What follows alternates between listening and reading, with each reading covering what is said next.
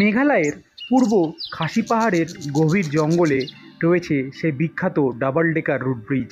আর এই ব্রিজ পেরোলেই অপেক্ষা করছে মেঘালয়ের অন্যতম জলপ্রপাত রেনবো ফলস। ফেরার পথে নীল স্বচ্ছ জলে এই প্রকৃতির কূলে একটু ডুব দিতে ভুলবে না, কারণ মেঘালয় সৌন্দর্য শুধু দেখা যায় না, অনুভব করতে হয়। জায়গাটা দেখতে স্বপ্নের মতো লাগলেও এই জায়গায় পৌঁছাতে কিন্তু পেরোতে হয় দীর্ঘ ট্রেকিংয়ের পথ। ঝর্নার শব্দ, চারপাশে সবুজ পাহাড় আর একদম স্বচ্ছ নীল জলের মধ্যে মাছগুলো স্পষ্ট লক্ষ্য করা যায়। এবার আসি কিভাবে জায়গাটায় যাবে।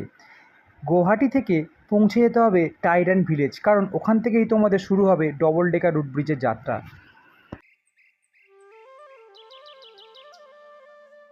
আমরা ডবল ডেকার রুট ব্রিজের উদ্দেশ্যে বেরিয়ে পড়েছি। জায়গাটা যতটা সুন্দর, ফেরার পথটা কিন্তু ততটাই চ্যালেঞ্জিং।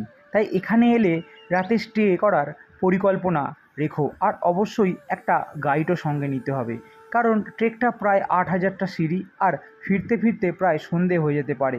গাইড চার্জ করবে প্রায় 1500 টাকা, কিন্তু এই পথে একজন গাইড সত্যি অনেক কাজে আসে। এইটা এক ধরনের সবজি যেটা এখানকার লোকেরা খায়, এটার নাম হচ্ছে জোজো।